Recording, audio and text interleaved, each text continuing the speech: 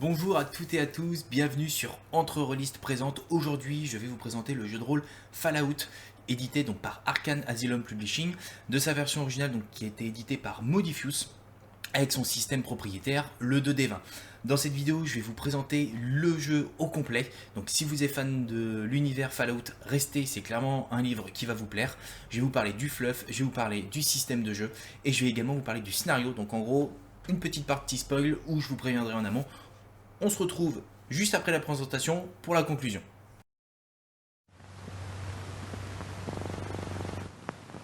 On se retrouve pour la découverte du jeu de rôle Fallout, édité donc par Arcane Asylum.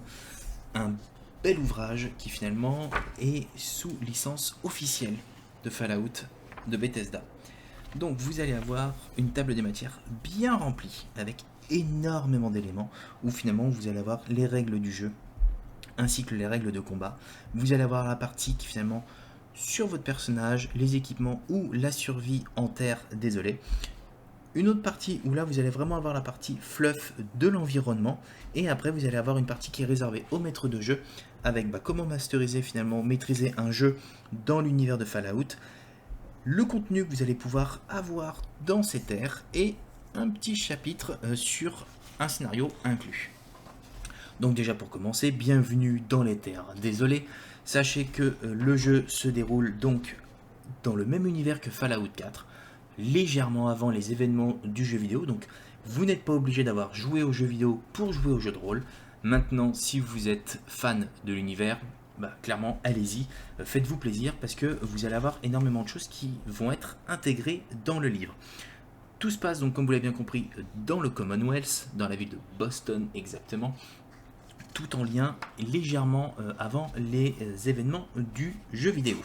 Donc là vous avez une partie qui vous explique de quoi vous avez besoin pour jouer. Très simple, vous allez avoir besoin de D20 et de D6. Maximum 5 D20, vous n'aurez pas besoin de plus, et pour jouer 4 D6 suffiront largement. Après, soit vous partez sur les dés officiels que vous retrouverez directement sur le site d'Arcane Asylum, que je mettrai en lien dans la description, ou sur des dés classiques, vous aurez finalement une table de conversion qui vous sera fournie. Les règles du jeu, très simple, c'est sur le système 2D20, donc le système qui finalement a été créé par Modiphius, qui est l'éditeur de la VO. Très simplement, comment est-ce que le jeu se déroule? Vous allez avoir donc 2D20 à jeter systématiquement lorsque vous allez avoir des tests de compétences. Comment ça se passe? Finalement, vous allez additionner la valeur de votre attribut plus celle de la compétence, et ça va donner finalement une valeur que votre D20 ne devra pas dépasser pour avoir une réussite. Exemple tout bête, Nate doit savoir si Code Wars va bien, car le robot a été seul pendant plus de 200 ans. La difficulté de son test est de 1, donc en gros il devra faire qu'une seule réussite. La difficulté est choisie finalement par le MJ, en fonction de l'action qui doit être réalisée, et il doit utiliser donc le charisme plus discours. Son attribut, c'est le charisme, il a une valeur de 7, le discours, il a une valeur de 2, donc 9. Il ne devra pas faire plus de 9 pour réussir son action. Il jette 2d20, il aurait pu en rajouter s'il le souhaitait, c'est-à-dire que si il souhaite utiliser des points d'action, je vous expliquerai comment obtenir des points d'action juste après, souhaite obtenir des dés supplémentaires, il peut les acheter auprès du MJ en utilisant des points d'action. Donc là, il va jeter ses 2 dés, il fait 5, il fait un 19, une réussite, parce qu'il est inférieur au seuil de réussite de l'action, donc charisme plus discours c'était 9, il a fait 5, donc c'est une réussite. Si il avait fait un 1, c'est une réussite automatique. Le 1 est considéré comme réussite critique. Donc assez simple. Et après, en fonction du nombre de difficultés qu'il devait réaliser, admettons là il devait réaliser une difficulté 2, ça aurait été un échec. Si par contre il avait fait plus de résultats positifs, ça aurait pu lui permettre de gagner des points d'action. Une fois que vous avez fait votre test, vous comparez donc les réussites face à la difficulté. Si votre nombre de réussites est inférieur à la difficulté, vous n'aviez qu'une seule réussite à faire, vous en avez fait 0, c'est un échec. On va partir sur un exemple où vous aviez 2 réussites à obtenir. Vous avez lancé vos 2 dés, coup de bol, vous avez vos 2 réussites. Là, bingo, c'est une réussite, vous faites votre action, pas de problème. Si vous aviez voulu lancer un 3e dé, donc en achetant un point d'action, bah finalement vous obtenez 3 réussites, vous aviez une difficulté de 2, bah la réussite supplémentaire va vous donner un point d'action supplémentaire. Voilà, c'est comme ça que vous allez pouvoir gagner des points d'action tout au long de votre partie. Vous allez avoir donc les différents tests qui peuvent exister dans le jeu. Vous avez également des tests réalisés en groupe, donc chaque joueur va pouvoir avoir une action à réaliser. Les points d'action, je vous ai expliqué comment les obtenir. Vous pouvez même en avoir pour le groupe, pour des actions de groupe, en sachant que le MJ en a également. C'est-à-dire qu'à chaque fois que vous voulez acheter des dés supplémentaires sans avoir de points d'action, bah finalement vous allez donner des points d'action à votre MJ. Et ces points d'action vont forcément rajouter des complications tout au long de la partie. Vous avez également une compétence chance qui, elle, bah, finalement, va avoir un impact également sur les actions que vous allez pouvoir réaliser. Donc, en fonction de votre personnage, s'il est plus ou moins fort sur cette compétence-là, ça va rajouter des actions assez légendaires. Chapitre 2, la partie combat. Donc, la partie combat, j'allais dire, c'est une partie qui se fait avec le D6. Extrêmement bien expliqué aussi, puisque finalement, vous allez avoir différentes attaques à réaliser. Il vous explique finalement comment est-ce que vont être localisés les dégâts, la portée de celle-ci, augmenter les dégâts ou les effets que vous allez pouvoir avoir sur votre personnage. En tout cas, pour le fonctionnement, vous avez donc le D6 ou le dé officiel qui finalement a des petits logos dessus qui vont vous permettre de le traduire. Donc si vous n'avez pas de logo officiel, vous avez une table de résultats qui est juste ici qui vous explique la valeur du résultat en fonction du D6. Admettons, vous êtes en plein combat, vous décidez de prendre votre fusil et d'attaquer la goule que vous voyez au loin. Vous allez donc jeter arme à distance, donc test d'agilité, plus en fonction de l'arme que c'est, si c'est une arme légère, une arme lourde ou autre, la compétence qui est liée. Vous allez lancer vos 2 D20, et si le résultat est inférieur à votre seuil de réussite, vous avez réussi votre attaque. Et c'est à partir de ce moment-là que vous allez lancer les D6 pour justement infliger des dégâts. Et les D6 sont en lien avec la puissance de l'arme. Et en fonction du D6, là vous allez avoir des points de dégâts qui vont directement se faire. Si vous faites un 3 et un 4, il n'y a rien. Si vous faites un 1 et un 2 sur les dés classiques, si vous faites un 1 ou un 2, c'est 1 point de dégâts ou 2 points de dégâts. Et si vous faites 5-6, là c'est points de dégâts plus l'effet de l'arme. C'est-à-dire que si vous aviez une arme à plasma et qu'en gros celle-ci a un impact brûlé ou autre, l'effet se réalise sur l'ennemi que vous visiez. Concernant les blessures, vous allez avoir des impacts, comme dans le jeu, vous allez pouvoir vraiment être dans des états plus que déplorables. Vous pouvez même avoir des coups critiques, des blessures critiques, vous pouvez devenir mourant. Donc là, vous allez devoir passer sur une étape de soins, vous serez obligé d'être soigné par l'un des membres du groupe pour pouvoir récupérer.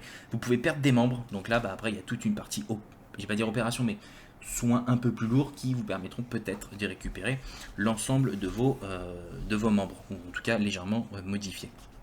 Et vous avez différents stades de blessure, c'est-à-dire que si vous avez vraiment été dans un sale état, vous pouvez récupérer des points de vie, alors soit au combat, soit suite au combat, et là c'est quand vous avez vraiment été dans le mal, en utilisant finalement la combinaison donc repos, nourriture, boisson ou une surveillance médicale, mais c'est uniquement si vous avez un membre de votre équipe qui est médecin. Ensuite, vous avez donc toute la partie environnement, parce que l'environnement va aussi avoir un impact sur vous joueurs, aussi bien sur votre vie que vous allez avoir dans le jeu de rôle, mais également sur les différentes conditions environnementales, les obstacles, les périls, les objets dangereux que vous pourrez trouver au fur et à mesure, et là c'est en fonction de ce que votre MJ décidera, et vous lancerez les dés en fonction. Ensuite, chapitre suivant, vous allez passer sur la création de votre personnage. Avec, pour les fans de l'univers Fallout, nous avons gardé les attributs spéciaux. Et vous verrez, il y a beaucoup d'humour parce que dès le début, vous le savez, en anglais, strong, traduction force, ça ne marche plus. Et là, c'est traduit en super force pour garder le S de strong. Et pour la chance, qui finalement en anglais c'est luck, là c'est la légendaire chance, pour vraiment garder les attributs spéciaux. Vous allez donc créer votre personnage, assez simple. Vous allez donc dans un premier temps choisir son origine. Et là, hop, je passe cette partie-là parce que je reviendrai juste après dessus. Et là, ça commence à devenir intéressant puisque vous allez pouvoir choisir un initié de la confrérie, dans un premier temps. Vous pouvez choisir une goule, là ça commence à devenir intéressant. Un super mutant, donc là on se dit ok, c'est pas que le jeu vidéo où on choisit quelqu'un qui vit dans l'abri. Vous avez possibilité de jouer un Mr. Andy, donc un des robots créés par finalement Voltec. Un survivant, donc quelqu'un qui était dans les terres désolées au moment de l'apocalypse, ou un habitant de l'abri. Donc déjà, rien que ça va vous permettre d'avoir un groupe assez hétéroclite, ou faire un groupe qui finalement vient d'un abri. En gros, vous avez quand même pas mal de liberté à ce sujet-là, et c'est plutôt fun dès le départ, parce que vous allez pouvoir jouer n'importe quel membre, n'importe quel habitant, ou n'importe quel personnage de l'univers Fallout. Étape numéro 2, vous allez donc distribuer, augmenter vos attributs spéciaux. Très simple, vous commencez, vous mettez donc 5 points sur l'ensemble de vos attributs, et à partir de là, vous avez 5 points supplémentaires que vous pouvez rajouter à votre convenance. Ce qu'il faut savoir, c'est que vous pouvez réduire une compétence de 1 pour augmenter le nombre d'attributs supplémentaires que vous pouvez. Ça veut dire que vous aurez des attributs à 4 et vous pouvez les augmenter. Vous ne pouvez pas avoir des attributs supérieurs à 10. Voilà. Sachez-le, quand vous créez votre personnage, vous allez devoir créer quelque chose d'assez soit équilibré, soit quelque chose d'un peu plus concentré en vous concentrant sur une compétence, ou vraiment spécialisé, où là vous vous spécialisez sur un seul attribut spécial. Étape numéro 3, là vous avez les atouts personnels et achat de rang de compétences. Donc là vous allez devoir choisir 3 compétences qui seront vos atouts personnels. Chacun de vos atouts personnels commence au rang numéro 2, d'accord ? Et chaque autre compétence, elle aura un rang 0. On les a passées tout à l'heure. Elles sont juste ici. Vous en avez une dizaine où vous allez pouvoir chacun avoir un impact sur le jeu. Vous avez athlétisme, vous avez discrétion, explosif, discours, tout ce qui est lié finalement au jeu qui vont avoir un impact aussi bien sur votre personnage que sur le jeu en fonction des actions que vous allez devoir entreprendre. Une fois que vous avez choisi donc vos 3 atouts personnels, vous allez pouvoir disposer d'un nombre de compétences égal à 9 plus votre intelligence. Donc en fonction de ce que vous avez choisi juste avant, vous allez avoir 9 plus votre intelligence points à répartir dans l'ensemble des compétences. Ce qu'il faut savoir, c'est que vous ne pouvez pas avoir de compétences supérieures au rang numéro 3, donc déjà vous en avez 2 qui sont au rang numéro 2, toutes les autres à 0, et après c'est à vous de décider quelles compétences vous allez augmenter pour avoir un personnage vraiment qui vous ressemble. L'étape numéro 4, ça va être de choisir sa première aptitude, et vous devez en choisir qu'une dans un premier temps, et il faut quand même que vous ayez le respect du prérequis. Si je prends l'exemple suivant qui est ami des animaux, il faut que vous ayez en charisme 6, et c'est accessible dès le niveau 1. Donc si vous n'avez pas charisme 6, vous ne pouvez pas prendre ami des animaux. Vous ne pouvez en choisir qu'une seule. Et après, au fur et à mesure des niveaux, vous allez pouvoir en rajouter ou les améliorer tout au long. Vous avez énormément d'aptitudes. Vous allez avoir au moins 3 pages d'aptitudes. Donc vous avez sniper, vous avez réfractaire. Pour les fans de l'univers, vous allez tout de suite les retrouver parce qu'elles sont quand même fidèles aux jeux vidéo Fallout 4. Et ensuite, vous allez avoir les statistiques dérivées. Donc là, c'est clairement tout ce que vous avez fait avant qui aura un impact sur cette partie-là.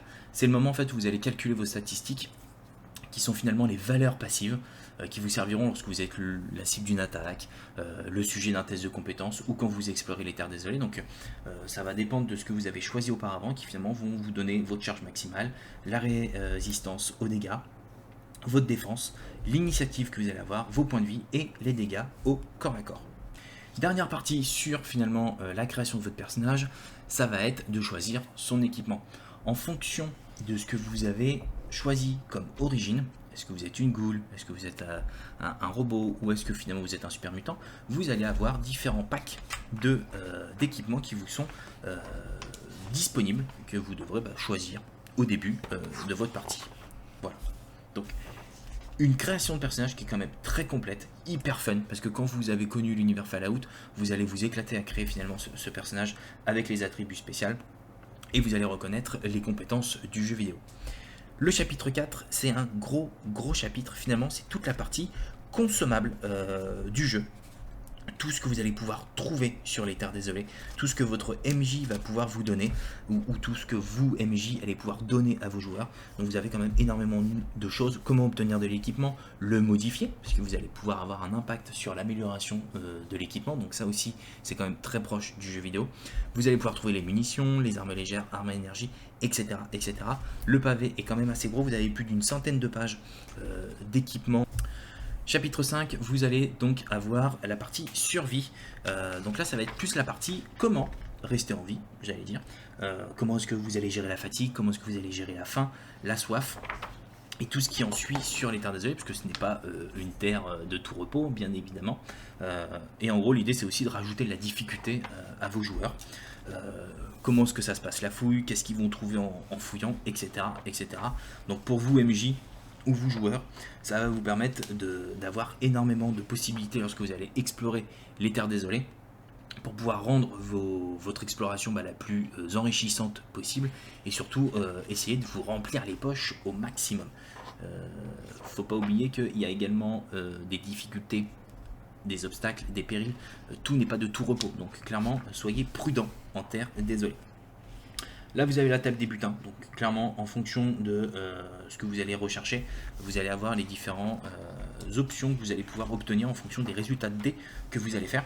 Extrêmement complet. Ça, c'est vraiment la partie, je l'espère, et ça devrait arriver sur un écran de MJ qui aujourd'hui n'existe pas. En tout cas, pas encore pour le moment, mais qui est en cours apparemment. Donc, on attend des nouvelles d'Arcane Asylum à ce sujet-là. Vous avez une partie fabrication en fonction des trucs que vous allez pouvoir trouver sur les Terres Désolées, et vous avez toutes les recettes vous permettant de fabriquer les objets vraiment comme dans le jeu vidéo où vous allez avoir votre établi de chimie avec tous les objets chimiques que vous allez pouvoir créer, les munitions, etc., etc. Donc vraiment, si vous avez joué au jeu vidéo, vous êtes loin d'être déboussolé, bien au contraire, vous allez être hyper à l'aise dans cette partie-là. Pareil, hyper complet, vous avez tout à disposition pour vous fabriquer l'armure la plus puissante, le pistolet le plus puissant, et survivre en Terre Désolée le plus possible. Chapitre 6, où là, vous allez avoir finalement une partie d'avant-guerre, les entreprises, qu'est-ce qu'elles faisaient avant, etc., etc., où là, vous allez avoir, j'allais dire, pas mal d'infos sur ce qu'il y avait dans l'Amérique d'avant la guerre, les entreprises qui la composaient, puisque vous allez traverser les Terres Désolées, donc vous allez traverser certains lieux, certains bars, certaines entreprises, certaines stations essence, et vous allez avoir finalement toutes les explications des entreprises et surtout les produits qu'elles fabriquaient pour que vous puissiez finalement les retrouver dans le jeu. Ça permettra finalement d'utiliser certaines choses à bon escient pour vos joueurs et vous, MJ, les distribuer au fur et à mesure de vos campagnes.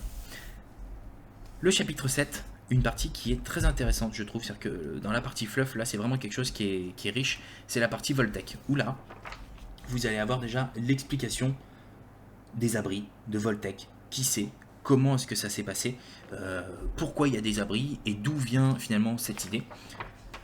Et après, vous allez avoir les différents abris du Commonwealth, donc la zone dans laquelle vous allez explorer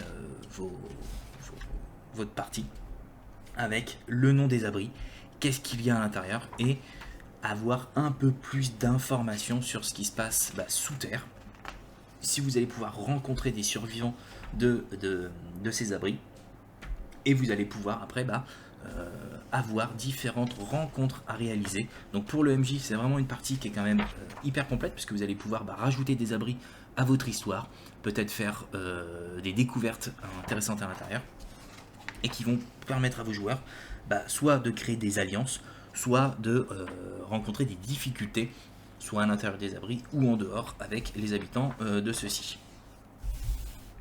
Chapitre 8, là c'est vraiment un gros focus sur le Commonwealth, sur la zone dans laquelle vous vivez, où vous allez explorer, avec, j'allais dire, du fluff, mais surtout sur les événements majeurs, sur ce qui finalement s'est passé dans cette zone, aussi bien depuis l'attaque nucléaire, depuis les ouvertures d'abri, où là vous allez avoir les différents lieux que vous allez pouvoir rencontrer, les lieux importants, les lieux secondaires, qui finalement vont peupler cette terre que vous allez pouvoir rencontrer au fur et à mesure de votre aventure.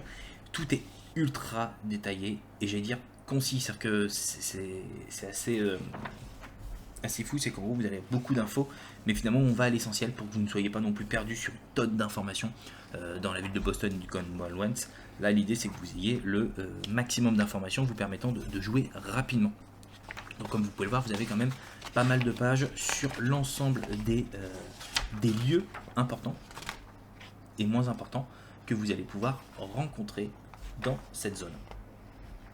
Une partie pour l'EMJ, les MJ, où là finalement ça va être de maîtriser le jeu. Vous allez avoir donc maîtriser les règles, sécurité, consentement, vivre l'expérience Fallout, quête et campagne. La partie où vous allez vous mettre d'accord avec vos joueurs sur ce que vous voulez aborder dans le jeu.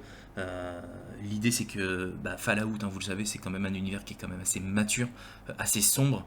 Il y a des sujets qui sont pas forcément sympas et peuvent être très glauques. Certains joueurs n'auront pas envie de les aborder. Et c'est le moment où en gros vous allez pouvoir poser la question à vos joueurs sur une session 0, où là vous allez décider des sujets que vous allez pouvoir aborder avec vos joueurs pour justement garder une campagne ou un one shot le plus longtemps possible avec vos joueurs sans que ça puisse créer de malaise entre vous. Vous allez avoir différentes quêtes et campagnes que vous allez pouvoir mettre dans vos créations de quêtes, parce qu'aujourd'hui vous n'avez qu'un seul scénario inclus, je vous en parle juste après. Et là vous allez avoir donc effectuer une tâche, parler à quelqu'un, comment finalement vous allez trouver des choses sur votre chemin, vous allez pouvoir faire des choses, décision finale. Donc en gros pas mal de choses qui complètent finalement la partie maître de jeu pour vous aider dans la création de campagne ou de mini-scénarios. Le chapitre 10, qui est l'un des derniers, où là vous allez avoir Résident des Terres Désolées. Pareil, vous avez un gros pavé. Et ce gros pavé, c'est clairement, comme vous pouvez le voir, il est quand même assez épais, où là vous allez avoir tout ce que vous allez pouvoir rencontrer sur les Terres Désolées, que ce soit les PNJ, que ce soit les créatures, les personnages, les animaux, les robots, les super mutants, etc. etc. Et tout est ultra complet et simple en termes de lecture. C'est que vous avez en plus du visuel, ça va vous permettre finalement à vos joueurs de leur donner des photos en disant voilà, vous allez rencontrer un fangueux, qu'est-ce que c'est qu'un fangueux, bim, la photo. Vous rencontrez un écorcheur, voilà à quoi ressemble un écorcheur. Ça permet aussi de mettre un peu d'ambiance tout de suite en disant ok, est-ce que c'est facile ou pas comme créature. Le rataupe, la fameuse rataupe, extrêmement bien dessinée. Vous avez énormément d'illustrations officielles du jeu Fallout et ça va vous aider dans justement la création de votre ambiance et de votre univers. Donc pareil, un beau pavé, hyper agréable à lire. Et enfin, le chapitre 11 qui finalement est la partie scénario. Alors aujourd'hui, il n'y a qu'un seul scénario, il y aura d'autres choses qui vont arriver au fur et à mesure et ça dépendra aussi du succès du jeu en France. En tout cas, sur cette partie-là, là c'est vraiment la partie spoil, donc je tiens quand même à le préciser. Si vous ne voulez pas que je vous raconte ce scénario-là, retrouvez-moi juste à la fin pour la conclusion. En tout cas, sur la partie scénario, vous aurez un scénario assez simple, assez sympa, qui se fait en 3 actes, où là, vous allez commencer finalement par une enquête sur un cambriolage. Et lorsque vous allez arriver sur les lieux, vous allez découvrir qu'il y a eu un crime. C'est-à-dire que c'était pas juste un cambriolage, vous allez tomber sur un meurtre, et vous vous rendez compte qu'en fait, ce couple, parce que c'est un couple de ghouls, ont pété les plombs, parce qu'ils ont perdu leur mémoire, et le mari a tué sa femme. Vous dites ok, super, ambiance, vous racontez ça finalement au maire de votre ville ou de votre communauté, et vous essayez finalement de creuser et d'essayer de comprendre ce qui s'est passé, et au fur et à mesure de votre enquête, vous découvrez que finalement il y a un institut qui fait des expériences sur finalement la mémoire des gens, où finalement il y a un espèce de signal qui capte la mémoire des habitants de votre communauté, pour les envoyer dans un serveur central, et finalement ils se vident complètement de leurs souvenirs en devenant complètement fous, et l'objectif c'est de créer finalement des êtres synthétiques, et ils veulent supprimer toute espèce humaine et créer finalement des êtres synthétiques avec des souvenirs volés. Et là votre choix va être assez complexe, ça va être soit vous sauvez votre communauté et vous détruisez finalement le laboratoire et le système, ou finalement vous faites le choix de signer un contrat avec l'institut et vous laissez votre communauté mourir, ou vous avez l'option d'essayer de les aider tout en gardant l'institut sous contrôle. Enfin, en gros, vous allez avoir quelque chose d'assez sympa. Ça vous permet de découvrir finalement l'univers en restant proche de votre communauté. Et vous allez pouvoir avoir des choix moraux ou immoraux à réaliser. Donc voilà pour la partie scénario, comme je l'ai dit, hein, c'est très très court. Vous avez, ça se fait en 3 actes, donc je pense que c'est un scénario qui doit se faire en peut-être 8-10 heures, je dirais. Soit vous faites 2 grosses sessions ou 3 petites pour que vous puissiez finalement étaler un petit peu. Et à la fin, vous avez finalement l'index, où là finalement c'est plus si vous cherchez quelque chose en particulier. Et vous avez la fiche de personnage que vous retrouvez aussi en PDF sur le site d'Arkane Asylum. Je vous mettrai le lien dans la description. Donc voilà pour la découverte du jeu de rôle Fallout. Donc là vous venez de découvrir le livre complet Fallout. J'espère que cette première partie vous aura plu. Concernant mon avis, je trouve déjà que le jeu de rôle Fallout est hyper fidèle à l'univers. Le système 2D20 qui est souvent critiqué de par sa complexité ou finalement son manque de dynamisme dans les parties ne se ressent pas du tout dans Fallout, bien au contraire, c'est-à-dire qu'il fallait que le jeu soit légèrement plus complexe et le système 2D20 rajoute ces complexités, donc pour moi parfait. Vous allez vraiment avoir un univers qui est beaucoup plus mature. Hein. C'est pas un jeu de rôle que vous allez pouvoir donner dans toutes les mains. Il y a d'autres jeux post-apocalyptiques plus accessibles. Rapprochez-vous de cela. Celui-ci, c'est vraiment un jeu post-apocalyptique avec des sujets un peu plus matures. Hein. Vous allez devoir faire des choix immoraux. À des moments, vous serez peut-être même démembré. Donc, clairement, un jeu de rôle pour adultes. Concernant le contenu, aujourd'hui, il n'y a pas forcément beaucoup de contenu, mis à part le livre et les dés. C'est tout. Il n'y a pas eu d'autres créations ou d'autres éditions faites par Arkane Asylum. On attend un écran. Est-ce qu'il va arriver prochainement? Est-ce qu'ils sont en train de le faire? Je l'espère. En tout cas, il y a peu de communication officielle avec une date derrière. Pour les scénarios, pareil, vous n'avez pas grand-chose mis à part le scénario qui est inclus dedans, mais vous allez vite faire le tour. C'est-à-dire qu'en bout de 6-8 heures, grand max, ce sera terminé.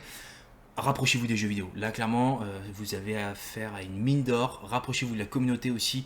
Vous allez avoir énormément de propositions de scénarios. Donc vraiment, jeux vidéo et communauté pour avoir un peu plus de contenu le temps que ça arrive. Parce que ça va arriver au vu du succès que le jeu pourrait avoir ou a déjà eu, puisque je n'ai pas forcément les chiffres à vous communiquer. En tout cas, j'espère que cette vidéo vous aura plu. Si vous êtes fan de l'univers comme moi, foncez. C'est clairement une valeur sûre. Vous ne le regretterez pas. Je vous mettrai le lien dans la description pour que vous puissiez acheter le jeu. En tout cas, je reviens très vite. Je vous parlerai d'un autre jeu, Alien Marine Coloniaux, donc qui est l'extension du jeu de rôle Alien, où vous allez incarner des Marines, donc équipés avec tout l'armement militaire qu'il faut, comme dans les films. Donc on va bien se marrer. En tout cas, en attendant, n'oubliez pas, vous êtes spécial.